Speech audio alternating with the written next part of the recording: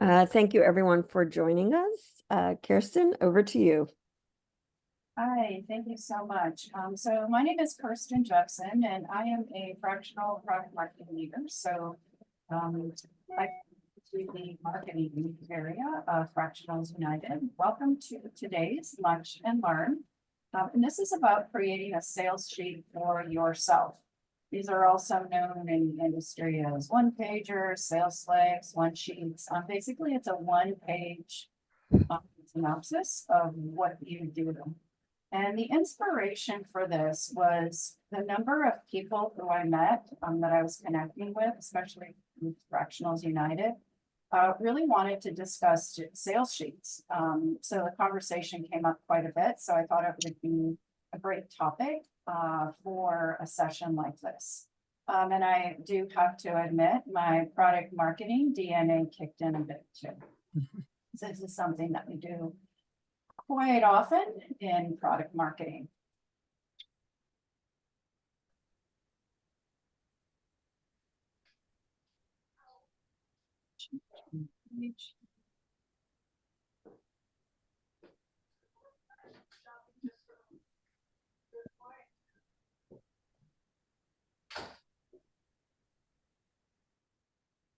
Interesting.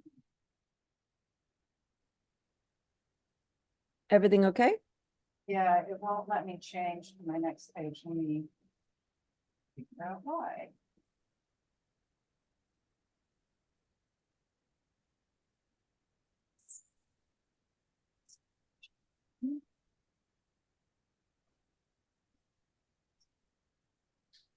Here we go.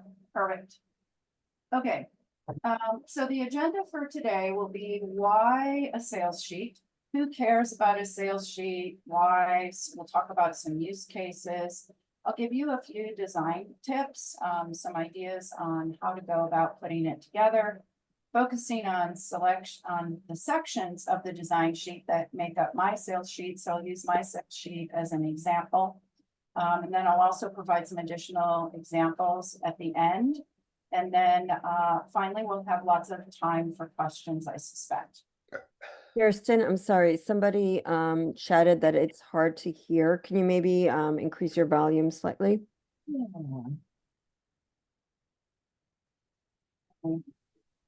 A little bit closer and I'll talk louder. How's that? A little better? Yes, thank you. Awesome.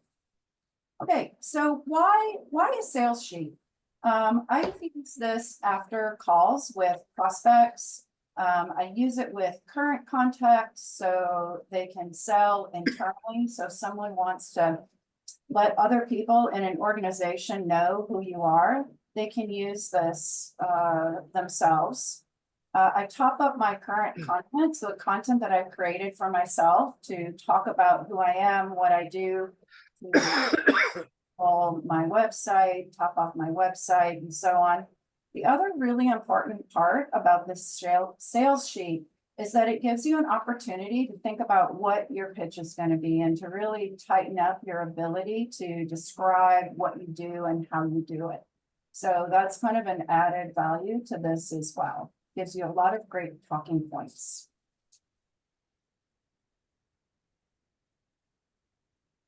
Some best practices include thinking through your design. Now, there are a variety of tools that you can use. I happen to use Canva, which is, for me, it was $119 a year for the Pro version, which I think has turned out to be pretty reasonable because I use it for other things too.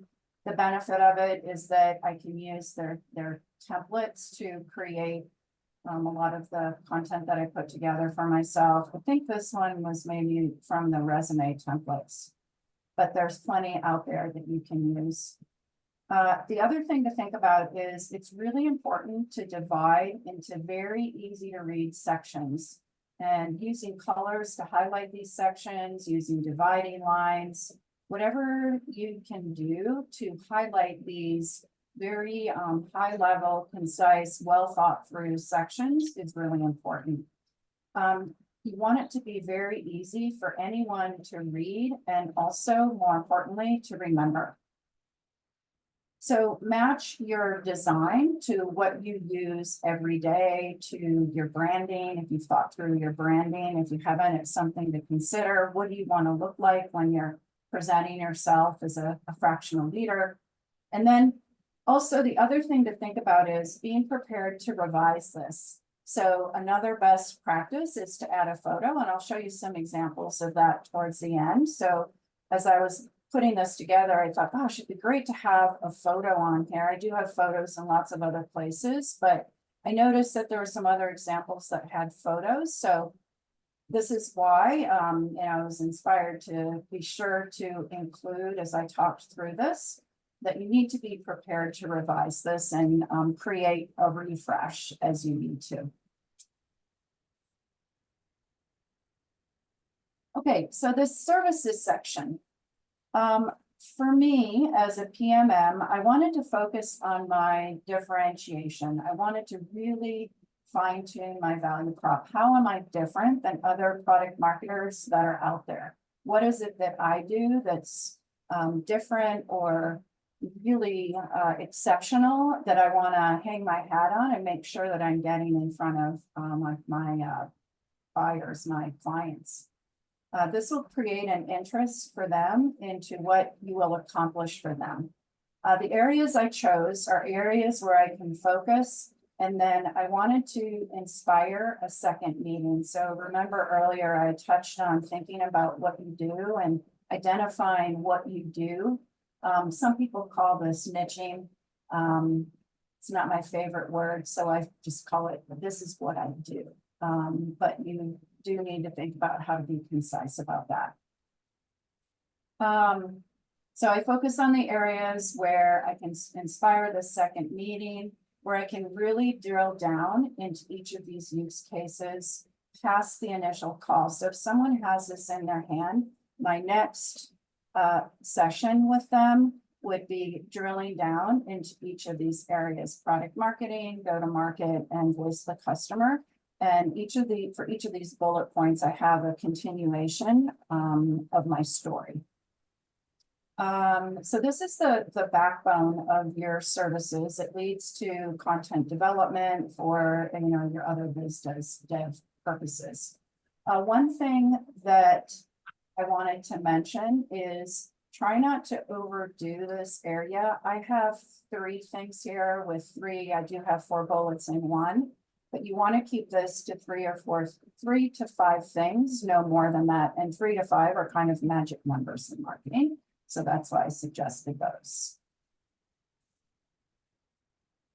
Then this contact information section, all the ways that you want to connect, they should be included on your services sheet. You can use live links. It's important to do that so that they can just simply click through this when they get this in their inbox. So they have different ways to look you up. Where else can they find information about you? I use a calendar app. That's an important thing to set up as well for book an appointment. I happen to use Calendly. And make sure that this is really clear. You remember it was in the top right-hand of my page. So this is one of the first things that you want them to see. This also includes sort of your call to action, and that's where this book an appointment comes into play. Hey, Kirsten, can I ask a question? Sure. So you talked about it being at the top, and the main page, like where you have it, is what I would consider like valuable real estate. Mm-hmm. So for my services sheet, I think I have it in the footer. So is there value to having it at the top in a space that's really valuable real estate versus like a footer? I think it really depends on what you want to do, what your sheet looks like. I like the idea of having it in a footer, but I wanted it to be, for me, really obvious how to find me. But I can see why you would put it in the footer. I don't really have a definitive answer for you. Okay, that's cool. I was wondering if there was like a best practice, and certainly I hear you saying like, make it obvious and easy for them to figure out how to contact you. Yeah. And if your footer stands out on the page, maybe it's in a different color or something like that, then put it there. I Cool, think, thank you. I had yeah, ano- the key I had is, another question, if that's okay. Is it okay to ask questions, or should we wait till the end? Let's wait till the end. Let's let Kirsten finish. She has Okay. time in the end for questions. yep, I have plenty of space at the end, I promise, so, just write them down and we'll, see if we can get there. I just noticed I spelled Wickham wrong, sorry about that, but the idea here is the problems I solve section. I think for me, this is one of the hardest parts for me to really narrow down because you want to speak to your client. But the idea here is, what is it that you will do for them? What problems will you solve? This section helps get into the head of the buyers and, you know, really explains why they should pay you to do what you're going to do for them. It's also a nod to the fractional positioning, so you'll see how I've positioned some of this scale quickly, a seasoned marketer, bandwidth gap, that sort of thing is a little bit tied into the fact that I'm fractional, which makes sense. You want to really share with them why they care to talk to you, why they want to spend their time with you. And think about your differentiated value and your value propositions that should show up here. And this all cycles back to the services you offered. So the services you offered, the problems you solve should be tied to the services you offer. So there's a bit of a cycle there. Then this working with me section. What's it like to work with me? What do you get when you work with me? What will a contract look like? How do you work? Here I've started with a fractional team member, and my preference is always for fractional roles. But I do entertain project work from time to time, so I wanted to make sure to include that as well, especially when it will lead to fractional work. So this can open up that conversation. And I also tried to highlight what kind of work would be done as a fractional team member versus a project-based team member. And I don't add my fees. There are a few exceptions that I found out there of people that do include their fees, but to me, a better way to do it is to not include your fees because you might vary those or change those depending on the relationship that you're getting into with your client. Then here are some of these other examples that I found. And there's some really good ones out there. So be sure to, you know, take inspiration across the board. I really liked that they added the pictures here. The other thing that someone included was testimonials. If that's important for your the area that you work in, include that. Certification, same thing. Leadership coach. It's really important to have your certifications for leadership coaches. So that was included there. But you can see these are in blocks, similar to what I talked about before, and that because it's really easy to read these. There's a brand consistency that you can see, also important. Let's see, lots of info. Oh, one other thing that I did do is I added a version of my, I created a version of my services sheet, my one pager with a cover page. And then I put it out in the featured section of LinkedIn so that when you open my LinkedIn profile in the featured section, you're going to see one of the first 3 blocks. I think it's only 3 or 4 blocks that show. One of those is my services. So it's really clear that that's what's in that section, which I thought was really important and has been super helpful. So a lot of people have clicked through that way. One other reference I noted here is there's a Zapier blog post on creating one-pagers that I thought was pretty darn good. So I noted it here. Now, on to questions. Everybody can, yeah, please raise your hand and Kirsten can call on you.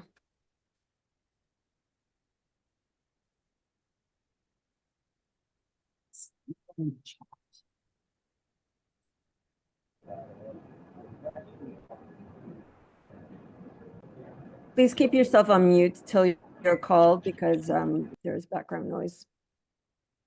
Kirsten, do you want to call on someone or do you want me to call? Why don't you go ahead and start calling? I need to get back to my, Okay. here we go. All right, hands. And I didn't see the order that these came up in. So David, I think I saw a question come up for you. Yeah, and I think it's similar to some other questions that people have, which is, how does this actually get into the hands of the person on the other end, right? Because it feels like something that wants to be printed, but the links want to be clicked on. Is it a PDF? Is it on your website? Is it in an email? I'm just trying to understand the flow of this document and how it works in the recipient's hands. I think it's both. Almost nothing is printed anymore. So when you send it, you want to make sure that it's usable. That's why those live links matter. But could it be printed? Sure. Why would somebody print it? I don't know.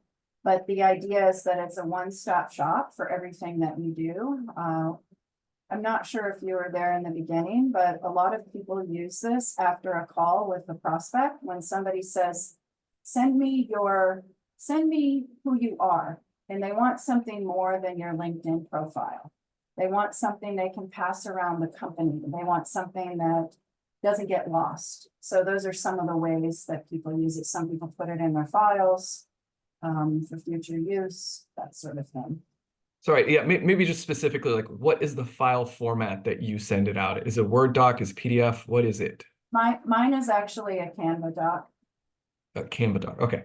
Make it, you can click through when you save it. Even after you save it, you can still click through. Does that answer your question? Yes, thank you. Whatever format you want to use, as long as you can click through. Got it. Thank you. Let's see, Jay-Z maybe was next. Hey, Kirsten, thanks for the overview. It was short and sweet, like you recommend. And in terms of passing this along, I wanted to ask, is this better than a resume or a website? You know, is it mainly for executives? Like why PDF and why this type of content versus like existing other content? So I think of this as a sales document. So different than a resume in that you're selling yourself slightly differently than you would a resume. Kind of acts like a resume though. So we call it that, but I think it's very positioned for after the sales exchange. Got it. Thank you. Corva? Hi, this was super helpful, Kristen. My question is, if you're starting out as a fractional or as a consultant, how do I gather those testimonials if I've had one or two clients and not everybody has provided me with a testimonial? And I know those are gold in converting new clients. So any idea on how to approach that would be great. Right. So if you don't have fractional experience, one idea that I've heard talk about is to use people who have worked with you in the past, ask them for references, similar to what's happened, similar to what you might do on LinkedIn, for example. Reference, maybe you could take some of those and use those, especially those that apply to whatever your focus is. But You work with people, what do you do? How good are you at what you do? That sort of thing. So that So might basically you see past, okay. So basically your past references as your who can talk about the impact you have created in those specific domains as the fractional, and then add on the clients as they come in. that would be one way to do it, I think, right? Right. Okay. That's helpful. Thank you. I'm kind of going across the top. Andrew? This one. Hi. Nice to meet you. Oh, Andrew, sorry. So I just jumped in. Sorry if I stepped on anyone. So I noticed on the examples, there's a couple that included images, photographs of the person themselves. Would you recommend that? Or would you abstract it a layer back? You're dealing with a company, not just a person type of approach. Like, what's your thought on that? I actually really like the photo, and it's something that I think I'm ultimately going to add to mine. I didn't do it at first because I felt like my photo was in enough places, but because you're really pulling this out separately in some cases, you may want to do that. So I like the photo. I just need to figure out how to get that in there. So a little, like I said, always revising, always, improving as things change. Thank you. Jen, you're next. Thanks, Kirsten. This was really helpful. I had a question about the working with me section. So I'm curious to know if you've seen, because I think for mine, I'm using skills and qualifications, and to give a little bit more experience about or information about what the client's experience is in working with me and how I show up in the work, as opposed to the nature of the projects that I'm working on. So have you seen it kind of used in both ways, or would you recommend one way over the other? For me, the working with me thing meant, the working with me section meant, how do you, it sort of meant to take the place of a price sheet, right? Because I didn't want to list my pricing, but I did want to let people know how I work as a professional. I'm fractional, so that's why I did it there. I would probably put what you're describing in maybe a different section, unless you have a section that describes the way that you want to engage with the client. Okay, cool. I think it's Yeah. important to tell people that you're front and center, how you work with them. What is an engagement going to look like? It sets the stage for, your contract. So for your agreement. So that's Yeah. you need to call that out. Yeah, I'm thinking just about for the different types of services I offer, do I need a different service sheet for each one? And I'm thinking maybe yes. If I was you, if you've got two areas that are quite different from each other, then I would probably do two, because it'll resonate with your buyer better. Yeah. Prospect, your client. Yeah. Yeah. Another thing to put on the to-do list. Thank you. Long to-do lists. Guy or Dee, you're next. Guy. So I have a quick question. So when you first created your one sheeter, your one pager, did you present that in a LinkedIn post to your LinkedIn community, or did you keep it kind of just on your LinkedIn profile? I also noticed, I was doing some research. I know that you don't have a business profile, right, on LinkedIn, just your personal profile. I do have a business Oh, profile. you do? Okay. It's quite small. I haven't done a lot with it so far because, as for me, what I decided to do as my positioning is I'm my brand, right? So I don't have a name for my. Got it. That's just a decision that I made. I'm Kirsten Jepson Consulting. So for me, the way I evolved, that's why I haven't spent a lot of time creating a company profile, because I am my company. Got it. So, And then going back to the first question, when you created your one pager, did you share that with the LinkedIn community in a post? I did. Awesome. And it's also in my featured section. Yeah, I saw that, I like that. I Yeah. think we take advantage of the featured section as much as we should. Yeah. Yeah, so that's how I did it. I did share it in a post, but posts cycle, right? Like here gone, here gone, here gone. So that's why I wanted it to be in my featured section. Jesse. You had mentioned early on that on your LinkedIn profile in the featured section, you had added a cover page. Yeah. Could you mention a little bit more about that? Yeah, sure. So be sure to go to my you can take a look at what I'm talking about if you want to go to my LinkedIn profile. But essentially what I did is I've got a 2-pager. The first page has a great big services cover, because when you post on LinkedIn in the featured section, what happens is when I posted there, it shrunk down to this big and you couldn't even tell what it was. It's like, why is she posting this crazy document here? I can't read it anyway. So it was a waste of my featured section post. So that's why I put that big services cover there.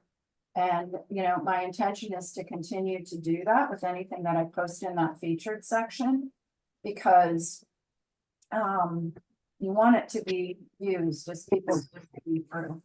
So that was the whole concept behind it. But what's behind that cover page is exactly what I showed you guys. It's a formatting tip, right? It's more about formatting than it is about anything else. Hamza. Hey, Kirsten. First of all, thank you very much for putting together this workshop. It's super helpful. I've been kicking down the road this can for a while now, and this has just made it that much more approachable.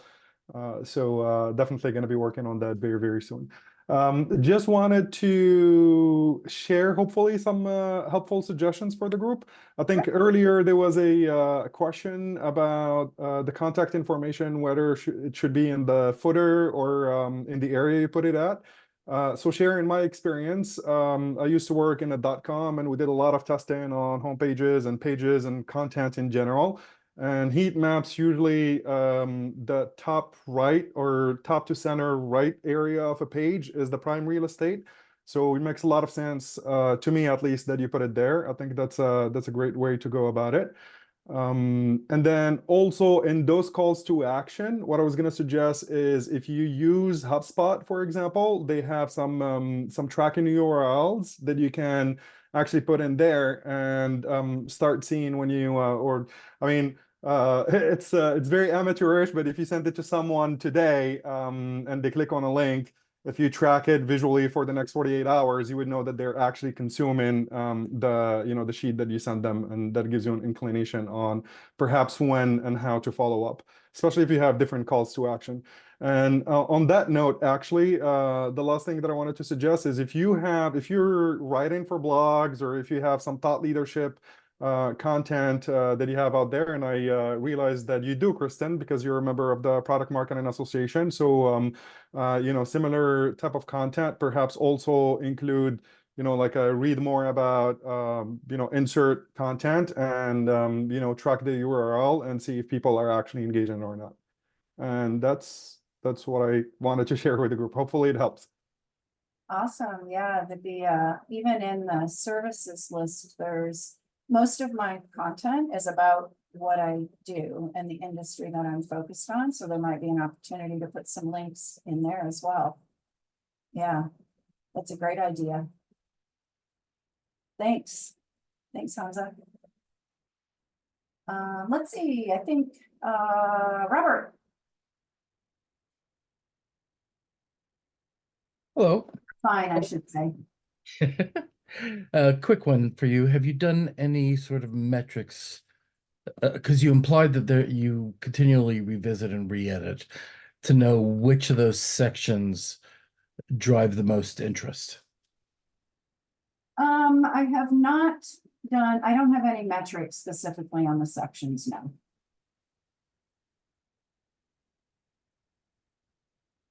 But if somebody wants to maybe take this to the next level, for sure. I'm good for a part 2.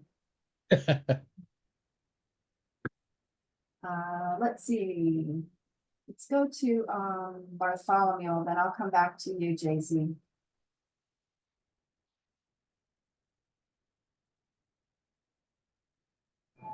Oh, we can't hear you. You're on mute. You're on mute, Bartholomew. You're on.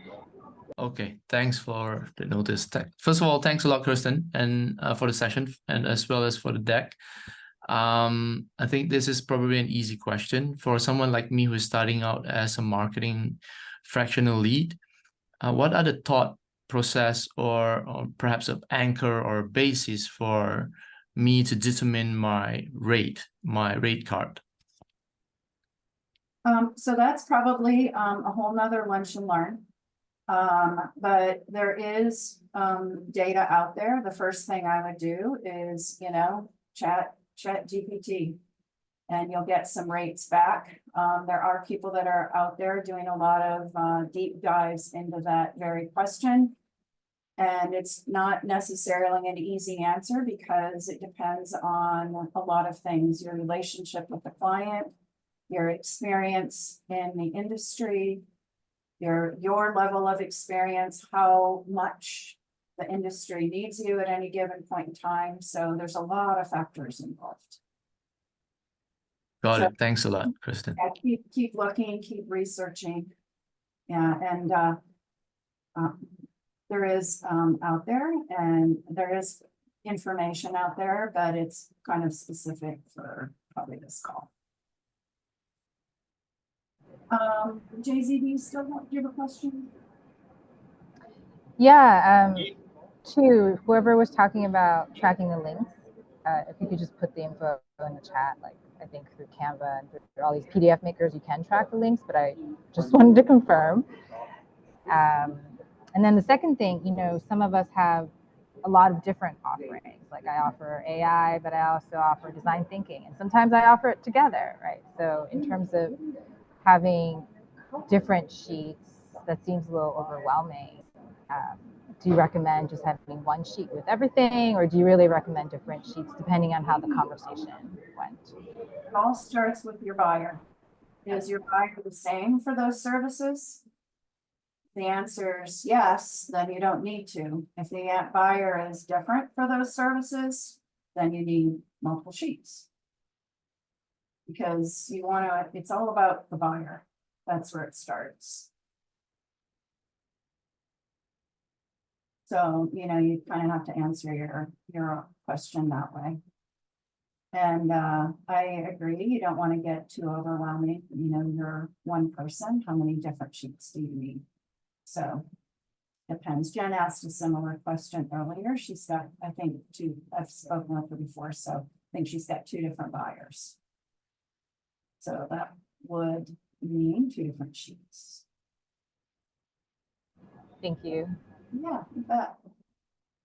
Am I missing any questions in the chat? Anybody want to raise their hand and hop on?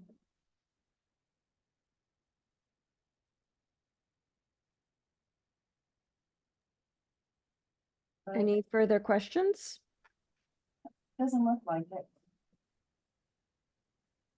Okay, let me stop recording.